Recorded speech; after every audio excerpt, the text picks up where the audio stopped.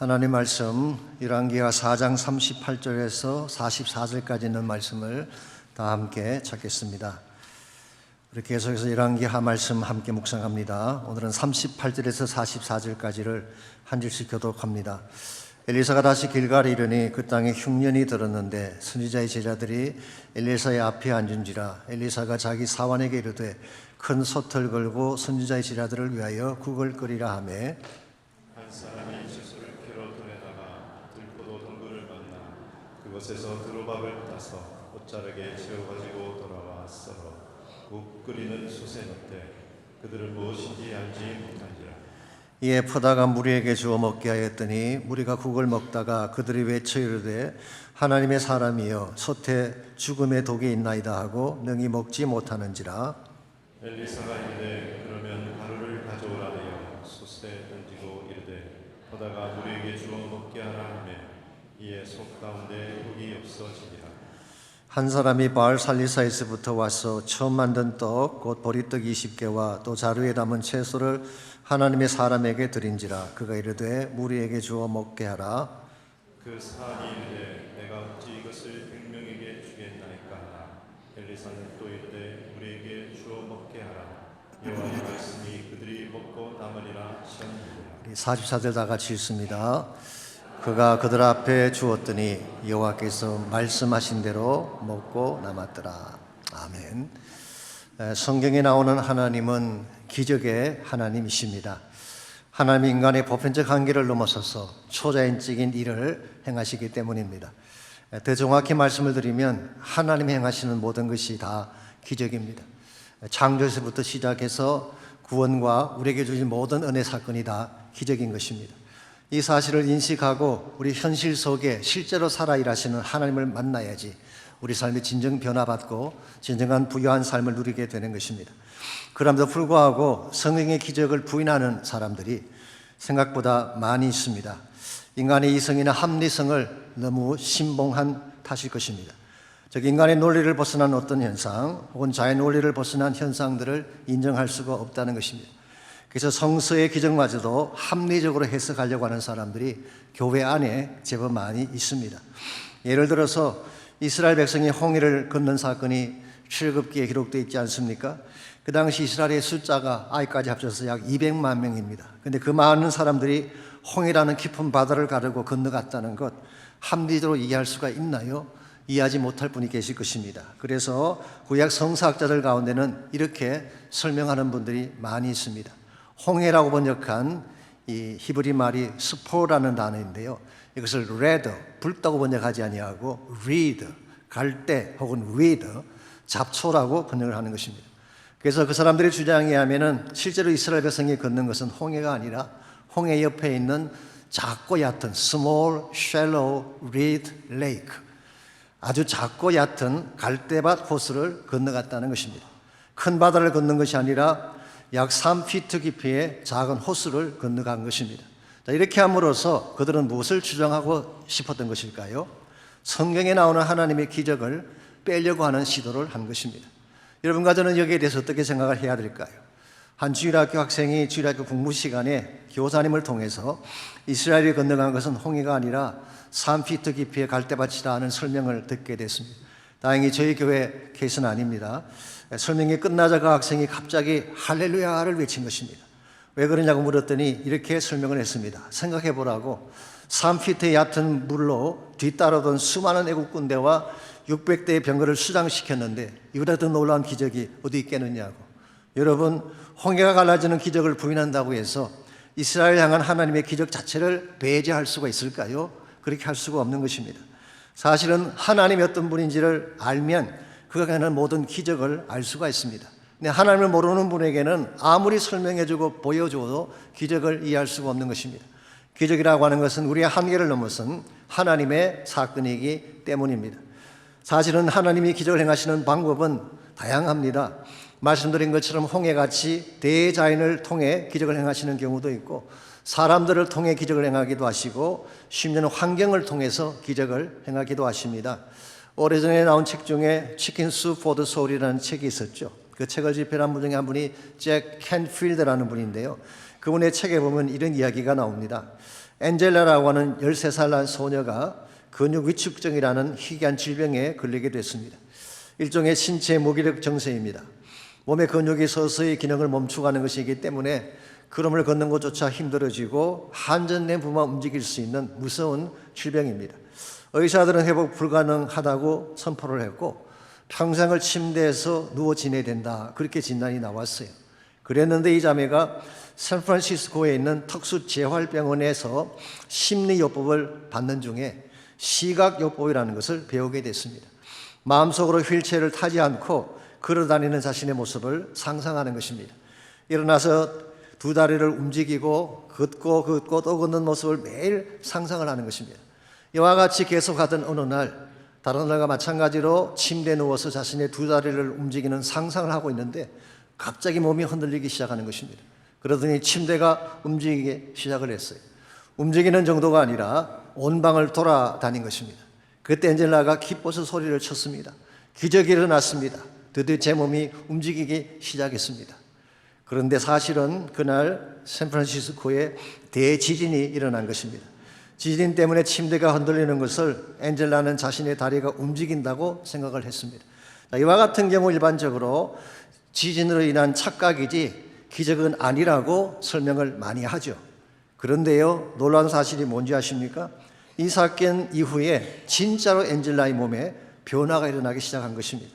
침대에만 누워있던 아이가 침대에서 내려와 비록 몇 발자국이지만 발을 내딛기 시작을 했고 휠체어만 의지했던 그가 휠체어 없이도 걷기 시작한 것입니다. 어떻게 이런 일이 가능했을까요? 여기에는 지진이 설명할 수 없는 다른 요소가 분명히 존재한다는 것을 알 수가 있습니다. 하나님이 지진이라는 환경을 통해 그 아이의 마음에 치유에 대한 확신과 믿음을 심어주었기 때문에 그런 역사가 일어난 것입니다. 이와 같이 하나님께서 기적을 행하시는 방법은 다양한 것입니다. 그러나 하나님이 무엇을 통해 기적을 행하시든 하나님의 기적은 사실이고 그 기적은 오늘 우리 삶 속에도 일어날 수 있다는 사실입니다. 여러분, 이 사실을 인정하고 하나님께로 나와야지 하나님의 기적이 나의 사건이 되는 것입니다. 오늘 여러분의 인생 가운데도 수많은 문제가 있을 것입니다. 우리 힘으로 감당할 수 있는 문제도 있겠지만 우리의 손을 떠나 우리 힘으로는 할 수 없는 불가능의 문제도 분명히 있을 것입니다. 이와 같은 때에 필요한 것이 바로 하나님의 개입이고 하나님이 주시는 기적 사건인 것입니다. 우리가 인생을 살아가면서 무슨 문제를 당하든지 하나님의 개입을 통해 실제적인 기적을 체험하려면 과연 무엇이 필요할까요? 오늘 본문을 통해서 이 사실을 함께 나눠보려고 합니다. 오늘 같이 읽은 본문에 보시면 엘리사가 행했던 두 개의 기적이 오늘 본문에 기록이 되어 있습니다. 사실 열왕기하 4장과 5장을 보게 되면 엘리사가 5가지 기적을 행했는데요, 오늘 본문은 그중에 세 번째와 네 번째 기적을 소개해주고 있습니다.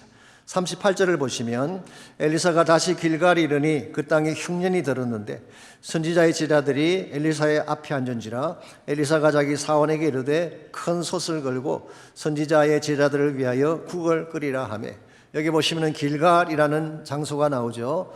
아시는 것처럼 이스라엘 백성이 요단강을 건넌 후에 첫 번째 진을 쳤던 유명한 곳입니다.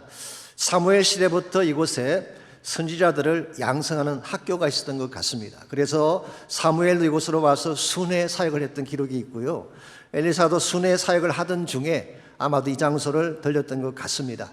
여기에 살고 있는 선지학교의 학생들은 사실은 바알 숭배에도 불구하고 신앙의 순결성을 지켰던 소위 말하는 남은 자들이라 그렇게 부를 수 있어요. Remnant Community, 남은 자들의 공동체다, 그렇게 표현할 수가 있습니다. 그런데 이와 같이 정결하게 신앙을 지킨 그 지역에도 흉년이 찾아온 것입니다. 여기서 흉년이라고 하는 것은 한국의 보릿고개하고는 다른 것입니다. 모든 농작물이 다 죽고 먹을 것이 없는 기근의 상태, 페민을 말하는 것입니다. 이렇게 말씀을 드리면 혹시 여러분 가운데 이런 반문을 하실지 모르겠어요. 아니, 믿음의 공동체, 하나님의 경건하게 지켰던 사람들 무리 속에 기근이 찾아오다니요, 그렇게 반문하실지 모르지만요, 여러분 신앙 공동체에도 기근은 찾아올 수가 있습니다. 근데 한 가지 큰 차이점은 이것입니다. 기근이 찾아올지라도 하나님은 그 기근마저도 기적을 베푸셔서 극복하게 만드신다는 거예요. 이것이 오늘 본문에 기록된 핵심 사상이라고 볼 수가 있겠습니다. 그래서 엘리사가 그곳에 도착을 했더니 제자들이 그의 옆에 모여 앉았어요. 무엇인가를 기대하는 그런 모습이죠. 그때 엘리사는 큰 솥을 준비하게 하고 국을 끓이라고 했습니다. 여기까지만 명령을 했지 거기에 무엇을 넣으라고 지시한 것은 아닌데 39절을 보시면은 제자 중에 한 명이 이와 같은 일을 했습니다.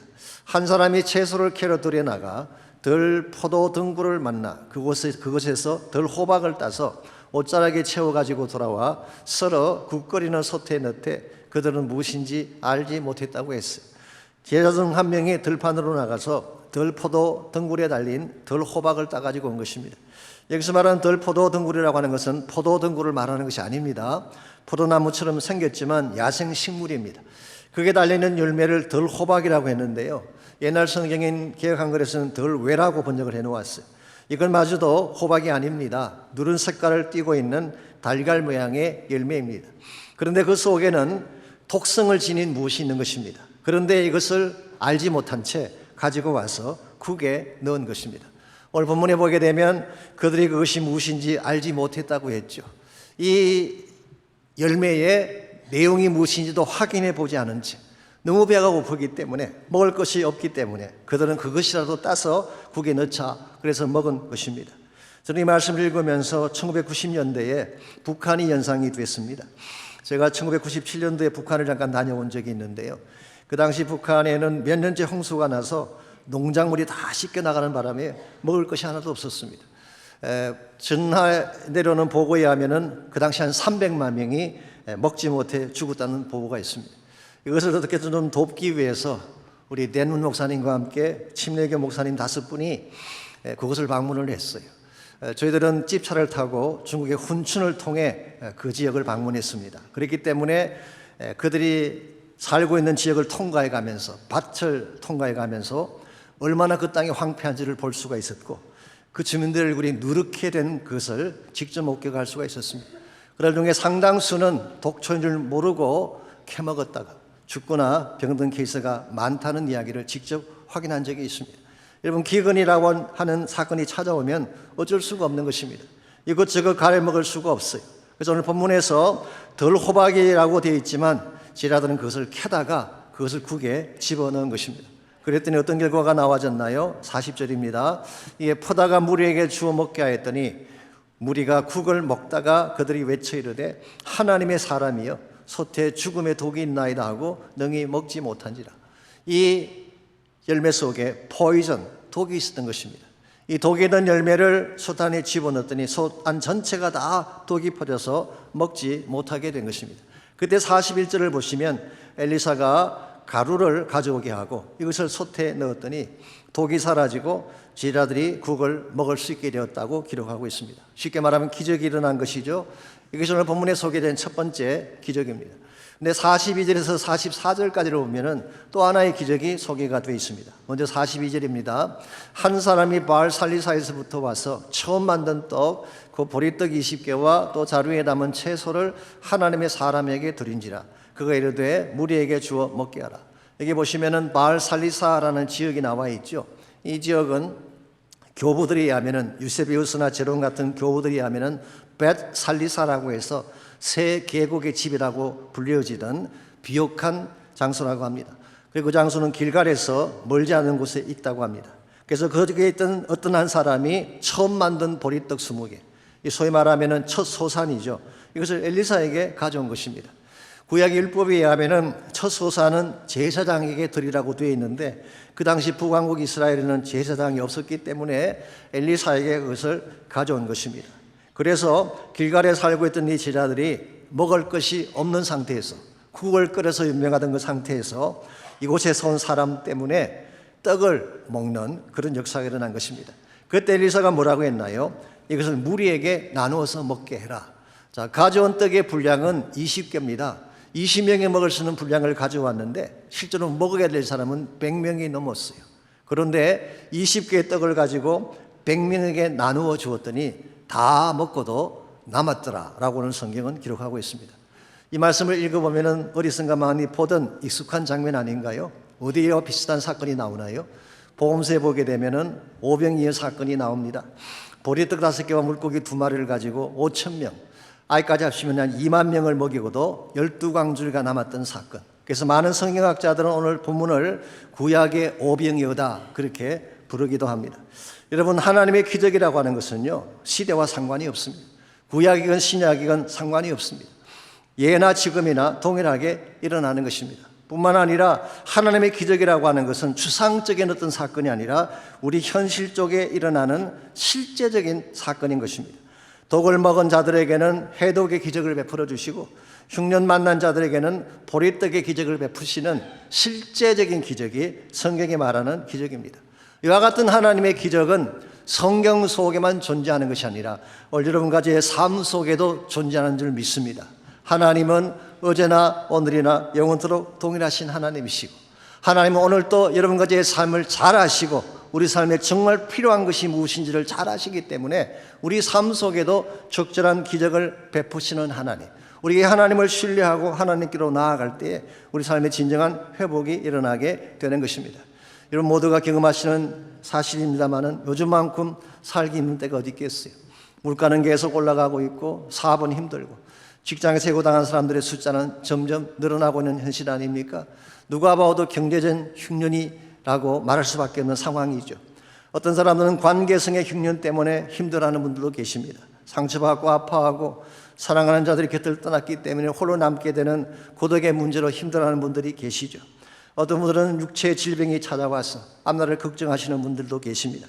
우리 모두에게는 흉년이라고 하는, 우리는 원치 않았지만 기근이라고 하는 사건이 찾아오는데, 이 흉년이 찾아왔을 때에 어떻게 하면 이 문제를 해결하고 참된 축복을 향해 나아갈 수가 있냐는 것입니다. 이 해답은 오직 한 분 하나님밖에 없습니다. 하나님께 나아갈 때, 하나님이 개입하셔서 기적을 행해 주실 때에 흉년 만난 우리 인생이 흉년을 극복하고 하나님이 축복하시는 존귀한 인생으로 변화받게 되는 것입니다. 사랑하는 성도 여러분, 기억하십시오. 기적은 멀리 있지 않습니다. 하나님의 기적은 추상적인 어떤 개념이 아니라 가까이 있는 실제적인 사건입니다. 이 하나님의 기적을 여러분의 삶 속에 실제로 누려야지 여러분 삶이 변화받을 수가 있게 되고 하나님의 기뻐하는 열매가 맺혀지게 되는 것입니다. 그러므로 이 아침 우리가 물을 질문은 이것입니다. 어떻게 하면 흉년에도 불구하고 하나님의 기적을 현실 속에서 맛보며 살아갈 수 있을지, 오늘 본문에 소개된 길갈의 기적의 사건을 통하여서 현실 속에서 기적을 맛보는 몇 가지 비결을 함께 정리해 보려고 합니다. 첫 번째로 주어진 현실에도 불구하고, 주어진 현실이 힘듦에도 불구하고 기적을 맛보려면 마음의 독소를 제거해야 됩니다. 우리 마음의 독소를 제거하지 아니하면 하나님이 은혜를 주시고 싶어도, 기적을 부어주시고 싶어도 줄 수가 없는 것입니다. 오늘 본문 40절을 다시 보시게 되면요, 그들이 큰 솥을 준비하고 많은 양의 국을 끓이고 있다고 했죠. 아무리 많은 양의 국을 끓이면 못합니까? 그 속에 독이 있다면 그 국은 먹을 수가 없는 것입니다. 그래서 41절을 보시면은 엘리사가 그 속에 무엇을 던져 넣게 했습니다. 무엇을 던져 넣었나요? 가루를 가져다가 솥에 던졌다고 했습니다. 여기서 가루라고 하는 것은 곡식 가루를 의미하는 것입니다. 히브리 말로 쾌마라는 단어인데요, flour, 밀가루라고 번역할 수도 있고 혹은 grain, 곡식알이라 그렇게 번역할 수 있는 단어입니다. 아마도 그들이 다음 해에 뿌리려고 남겨두었던 곡식, 그 곡식알을 깨뜨려서 가져왔던 것 같습니다. 그래서 이 곡식알은 그냥 곡식알이 아니라 부서진, 깨어진 곡식알을 가져와서 그것을 독이 든 솥에 넣었더니 독이 사라지게 된 것입니다. 자, 여기서 엘리사가 넣었던 이 부서진 곡식알이 무엇을 상징하는 것일까요? 여러분 구약 성경을 읽어보시게 되면 이 독소를 제거하는 성경적인 모형들이 많이 나와 있습니다. 그 중에 대표적인 것이 마라의 선물을 달게 했던 나뭇가지죠. 물이 서게 되었을 때 나뭇가지를 던지니까 선물이 단물로 바뀌었다라고 성경이 기록하고 있죠. 혹은 지난번에 다뤘습니다마는 열왕기하 2장에 보게 되면 여리고 땅에 물이 서게 되어서 토산들이 다 죽게 되었을 때 무엇을 던졌나요? 소금을 던졌더니 선물이 사라졌다고 기록합니다. 이 모든 것들은 모형학적으로 무엇을 의미하는 것일까요? 바로 장초실 예수님의 십자가를 의미하는 것입니다. 오늘 본문의 케이스도 마찬가지입니다. 부서진 가루는 예수 그리스도의 부서진 몸을 상징한다고 볼 수가 있습니다. 실제로 요한복음 12장 24절에 보시면은 예수님께서 십자가를 앞두고 자기가 영광 얻을 때가 가까이 om을 알고, 거기서 말하는 영광은 십자가를 말합니다. 이렇게 말씀을 하셨어요. 내가 진실로 진실로 너에게 이르노니 한 알의 밀이 땅에 떨어져 죽지 아니하면 한 알 그대로 있고 죽으면 많은 열매를 맺느니라. 여기서 예수님은 떨어지는 밀알을 이야기합니다. 떨어져서 부서지고 죽게 될 밀알, 이게 무엇을 의미하는 것일까요? 장차 십자가를 지고 처형당하실, 죽게 될 자신을 의미하는 것입니다. 예수님의 십자가, 깨어진 밀알과 같이 부서진 예수님의 몸이 우리 심령 속에 들어올 때, 예수님의 십자가의 보혈이 우리 심령 속에 들어올 때, 비로소 우리 마음을 가득 채우고 있던 죄악의 독소들이 떠나가게 된다, 그 말이에요. 사실 여러분이나 제 마음 속에는 많은 독소들이 있습니다. 왜냐하면 독인 줄 모르고 무분별하게 세상 들판으로 나가서 독소가 된 것들을 너무 많이 먹었기 때문에 그래요. 물질이라고 하는 독소가 우리 안에 있어요. 명예라고 하는 독소가 우리 안에 있어요. 쾌락이나 마약이나 중독 같은 포이즌이 우리 마음속에 가득 차 있는 경우가 있죠. 이와 같은 것들은 우리 힘으로 제거할 수가 없습니다. 심지어 또 우리 마음속에는 상처나 분노에서 비롯된 선뿌리가 독소같이 마음을 지배하는 경우도 있습니다. 어떤 분의 경우는 하나님을 거절하고 자신의 힘으로 살겠다는 교만과 불신앙이 독소처럼 마음을 가득 채우는 경우도 있습니다. 이와 같은 독소가 우리 마음속에 있으면 하나님이 은혜를 주시고 싶어도 주실 수가 없는 것입니다. 그러므로 반드시 내 마음의 독소를 제거해야 되는데, 문제는 이것을 제거하는 것이 쉽지 않다는 데에 문제가 있습니다. 논리적인 설득만으로 이 독소가 해결될 수 있을까요? 혹은 심리적인 어프로치만으로, 사이콜로지컬한 어프로치만으로 이 독소가 사라질 수 있을까요?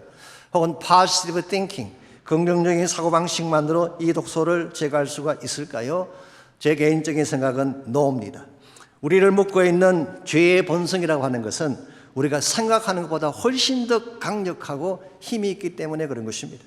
언젠가 필립 드 콜시라는 목사님, 우리 오렌지 카운티에서 목회하시는 귀한 분이시죠. 그분의 설교를 들으니까 이분이 일종의 민화인데요, 이런 재미있는 이야기를 해주셨어요.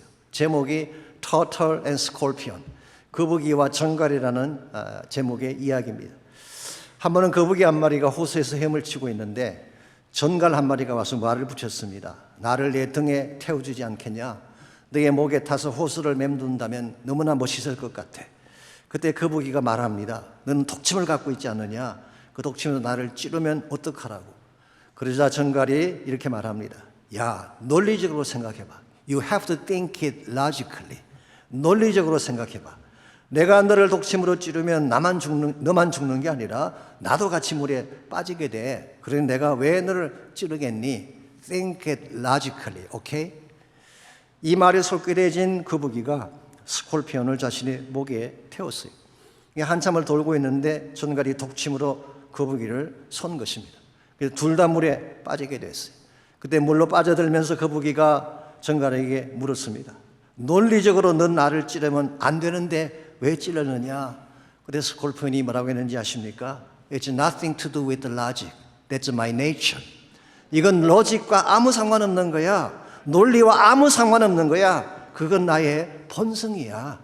여러분, 죽는 줄 알면서도 찌르는 것, 이것이 전갈이 가진 본성이라는 거예요. 사실 이것이 우리 모두가 가지고 있는 죄의 본성입니다. 하면 안 되는 걸 뻔히 알면서도 합니다. 먹으면 안 되는 걸 알면서도 먹잖아요. 뻔히 죽는 줄 알면서도 그 길을 갈 때가 있지 않습니까? 우리 마음속에 있는 전갈의 본성 때문에 그런 것입니다. 사랑하자, 미워하지 말자, 선뿌리를 제거하자, 그렇게 이야기하지만 잘 되나요? 안 됩니다.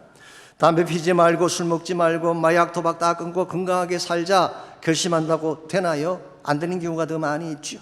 대인관계도 마찬가지입니다. 착한 말, 좋은 말하고 살자라고 결심을 하지만 많으면 또 찌르는 말, 상처 주는 말을 하잖아요. That's nothing to do with the logic. 우리의 논리와 우리의 이성과 아무 상관이 없어요. That's my nature.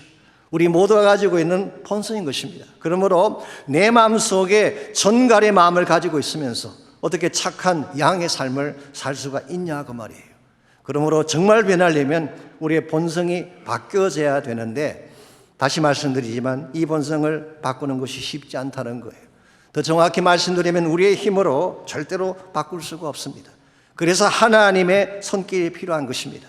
구체적으로 말씀을 드리자면 예수 그리스도의 십자가의 능력이 필요해요. 내 안에 있는 죄짐을 처리하는 길은 예수님의 보혈밖에 없습니다. 그리고 성령께서 임재하셔서 나의 마음을 장악해 주실 때에, 그래서 내 마음에 있는 독소가 다 처리되게 되고 깨끗하고 밝은 마음이 되는 것입니다. 이번 신약 성경을 읽어보십시오. 사도 바울만큼 논리적이고 지식적인 사람이 어디 있었어요? 가장 샤프한 논리를 가지고 있는, 가장 지성적인 대표적인 인물이 바울 아니겠습니까? 그런데도 불구하고 사도 바울은 성령에 대한 이야기를 많이 적고 있어요. 성령으로 하지 않고는 누구도 예수를 주라 고백할 수 없다고 말씀하셨고, 성령의 능력을 받지 아니하고는 내 안에 있는 죄의 체인을 끊을 수 없다, 절대로 자유할 수 없다는 말씀을 선포했잖아요. 이유가 무엇일까요? 인간의 의지의 한계를, 지성의 한계를, 논리의 한계를 누구보다 더 철저하게 경험했기 때문에 그렇게 말씀을 한 것입니다. 오늘 여러분과 저의 삶도 마찬가지입니다. 나의 논리 믿지 마십시오. 나의 자존심 너무 내세우지 마세요. 나의 논리나 나의 자존심으로 되지 않는 문제들이 너무나 많은데, 정말 진정한 차원의 해답은 십자가에 있습니다. 성령의 능력이 있는 것입니다. 그러므로 나의 논리를 내려놓고 나의 고집과 나의 자존심을 내려놓고 십자가 앞에 엎드릴 때, 하나님의 은혜를 구할 때 내 안에 있는 독소가 사라지기 시작하고 성령의 능력이 나를 가득 덮게 되면, 그때부터 우리의 마음이 깨끗한 마음으로 변화되어져서 하나님의 은혜를 경험하게 되는 것입니다. 이런 면에서 우리가 하나님의 기적을 경험하려면 1차적으로 내 마음에 있는 독을 다 제거하고 내 마음의 그릇을 깨끗하게 만들어야 되는 것입니다. 두 번째로 주어진 현실 속에서 기적을 맛보려면 소중한 헌신이 필요합니다. 우리가 하나님께 소중한 헌신을 드리지 아니하고 하나님 사이의 기적을 맛보는 것은 있을 수가 없습니다. 오늘 본문을 보시게 되면, 자, 마음의 독소를 제거한, 소태의 독소를 제거한 그 하나님께서 이제 제자들에게 보리떡을 먹게 하십니다. 그런데 이 기적이 어디에서 시작되었나요? 42절을 다시 보겠습니다. 여기 한 사람이 나오죠. 이 한 사람은 바알 살리사에서 왔다고 기록이 되어 있습니다. 여기까지예요. 이 사람의 이름은 나와 있지 않습니다. He is anonymous, 무명으로 소개가 되고 있어요. 이 사람은 바알 살리사에서 떡을 가지고 왔다는 사실만 소개하지 자기의 이름이나 자기의 명성을 절대로 나타내고 있지 않습니다. 성경을 공부하시게 되면요, 성경 속에는 자기 이름을 드러내는 유명한 인물들도 물론 많이 있지만 이름을 밝히지 않고도 중요한 역할을 했던 무명의 헌신자들도 많은 것을 볼 수가 있습니다. 그 대표적인 것이 방금 소개해드렸던 오병이의 케이스 아니겠어요? 들판에 굶주린 수만의 사람들을 먹였던 한 어린아이 이름은 나와 있지 않아요. 네 집 아들인지 어느 집 가문인지 나와 있지 않아요. 무명이에요. 누가복음 10장에 보면은 선한 사마리아인이 나오는데요, 정말 헌신적으로 강론 만난 자를 도왔던 사람 아닙니까? 그런데 그의 이름은 나와 있지 않습니다. 어떤 사마리아인이라고만 표기가 되어 있습니다. 오늘 본문의 경우도 마찬가지죠.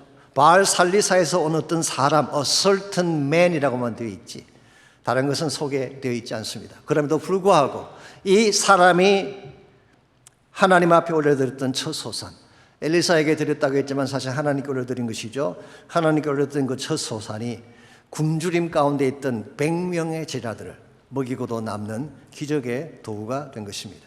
이걸 보게 되면 하나님은 하나님 자신의 힘으로 충분히 기적을 행하실 수도 있지만 우리를 통해 기적을 행하시는 것을 발견할 수가 있습니다. 우리를 통해 하나님의 기적을 행하신다는 것은 사실은 은혜인 것입니다. 나 같은 작은 존재가 하나님께 쓰임받는 것 자체가 은혜 아니고 뭐겠어요? 누가복음 1장 28절에 보시면은 하나님의 은혜를 경험했던 마리아에 대한 이야기가 나옵니다.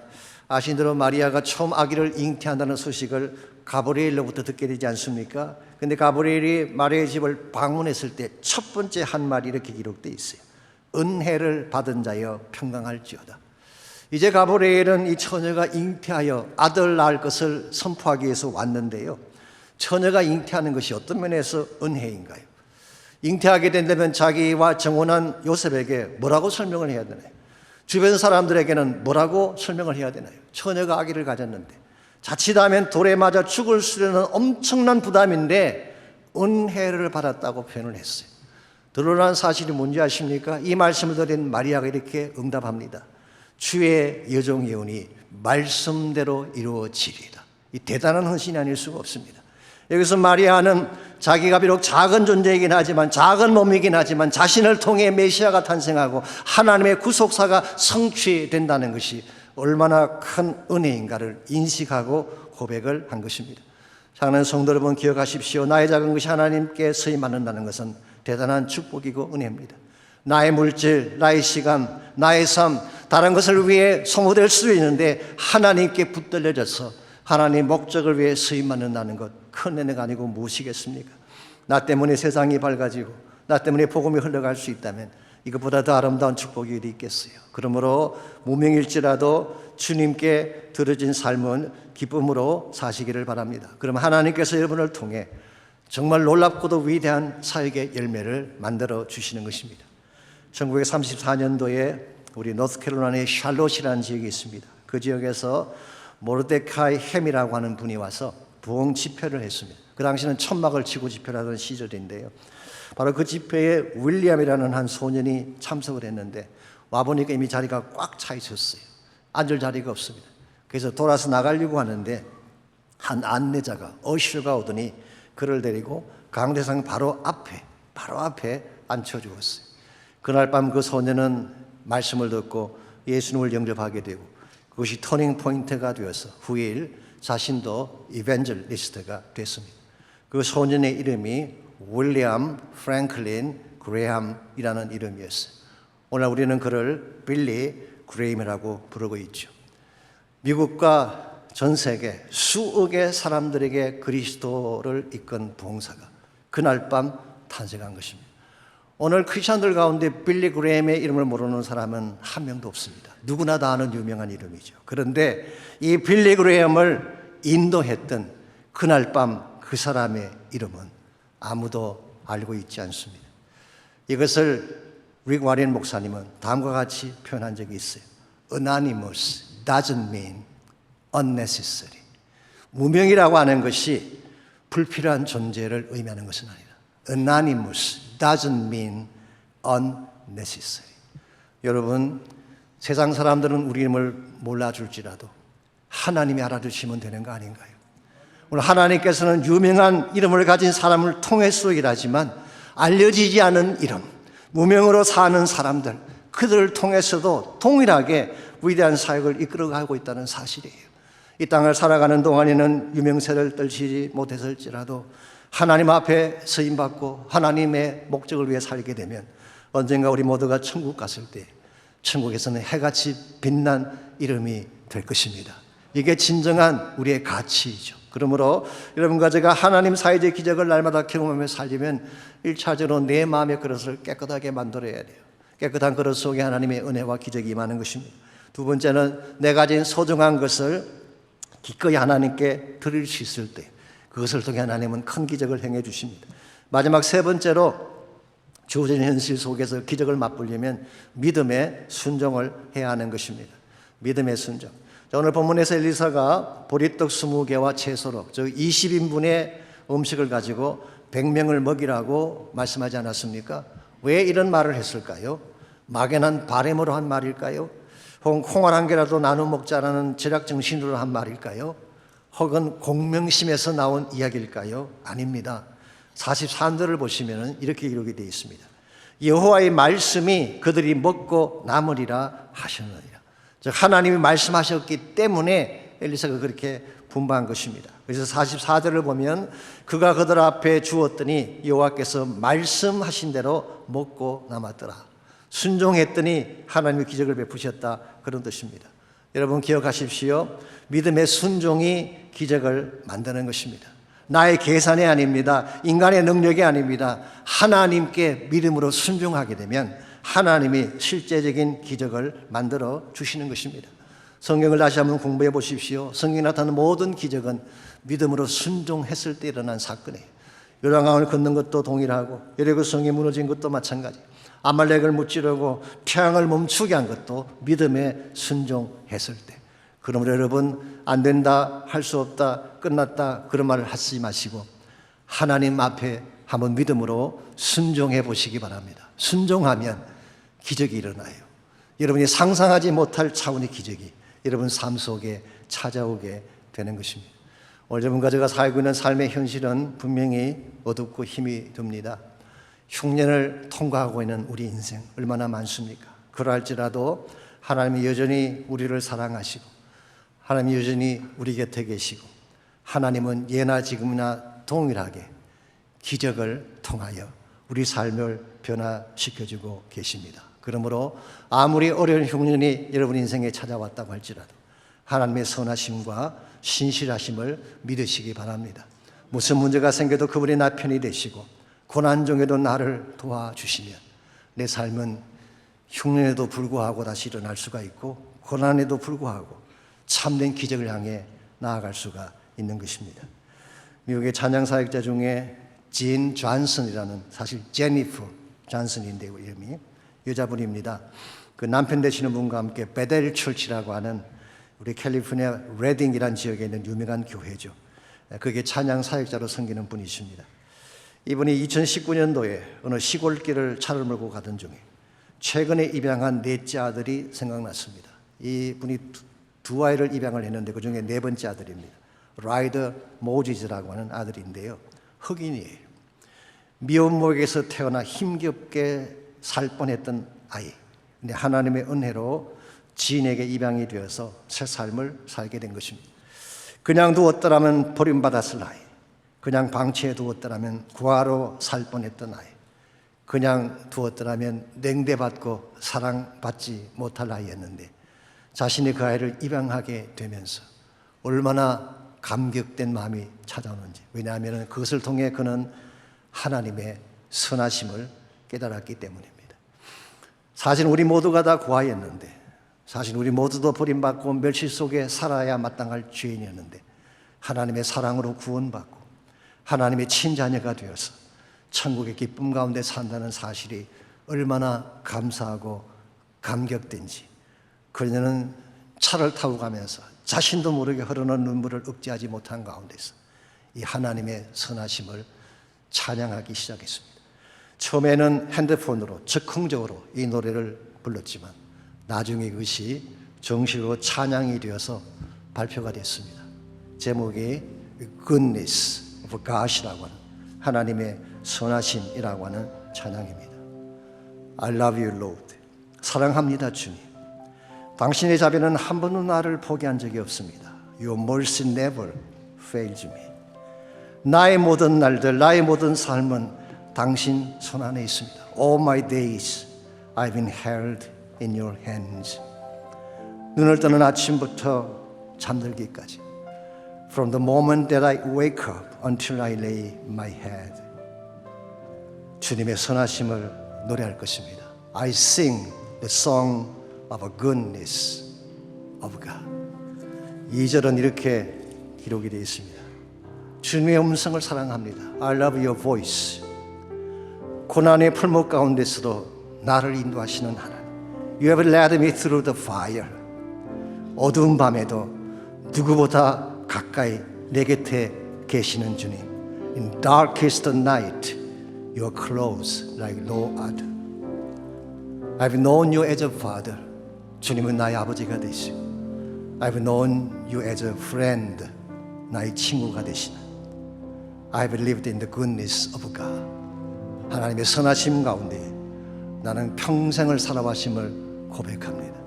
우리 모두도 동일한 고백을 하나님께 드리면 좋겠어요. 인생은 변합니다. 환경은 변합니다. 그러나 하나님의 선하심은 절대 변하지 않습니다.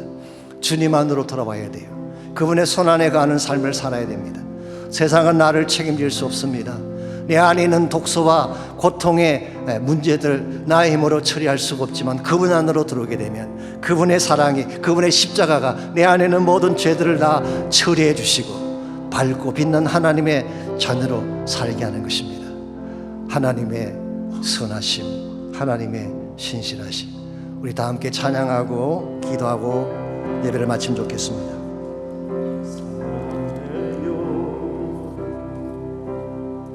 신실하신 나의 주님, 나의 삶 주님 안에 있네. 눈을 뜨는 아침부터 잠들게까지 선하신 주를 노래하며. 다시 한번 고백할까요? 사랑해요, 사랑해요. 신실하신 나의 주님, 나의 삶 주님 안에 있네.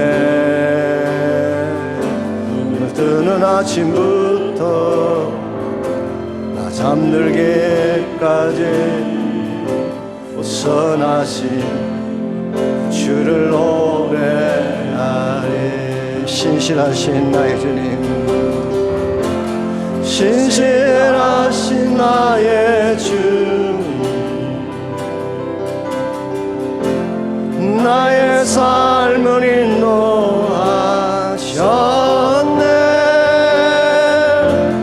나의 모든 것 선하신 주를 노래하네.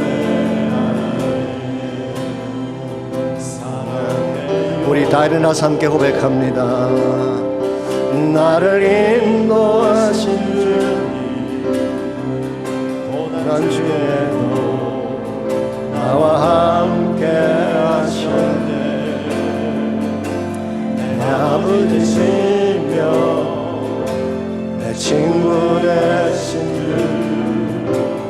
나의 삶 주님 안에.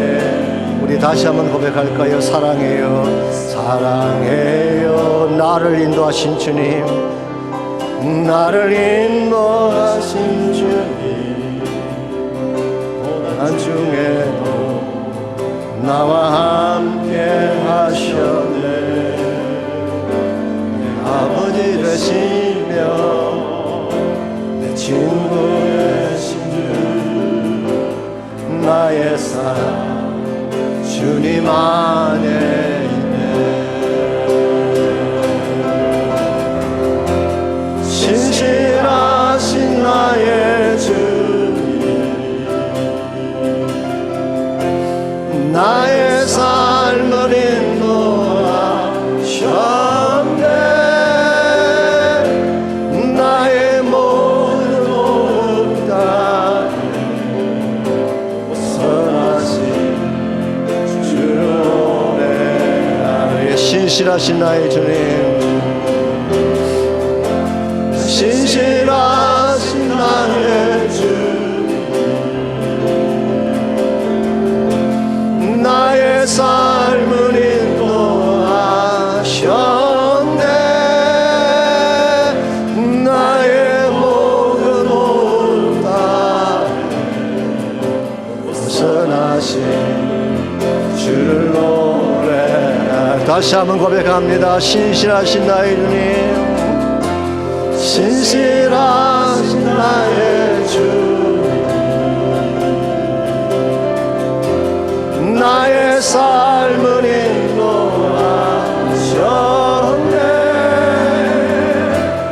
나의 모든 것 다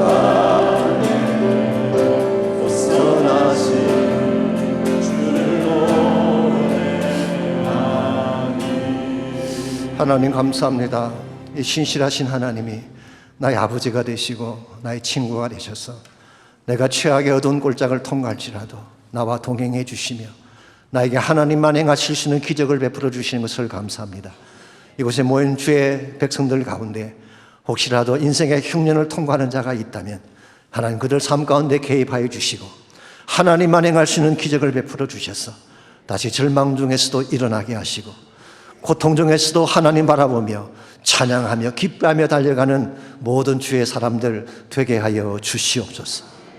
이제는 우리 구주 예수 그리스도의 은혜와 하나님 아버지의 무한하신 사랑과 성령님의 충만한 임재하심이 예배를 마치고 돌아가는 모든 성도 한 분 한 분에게 그들의 가정과 삶의 터전과 자녀들과 자손들 위해 이제로부터 항상 함께 하시기를 예수님의 이름으로 간절히 축원하옵나이다.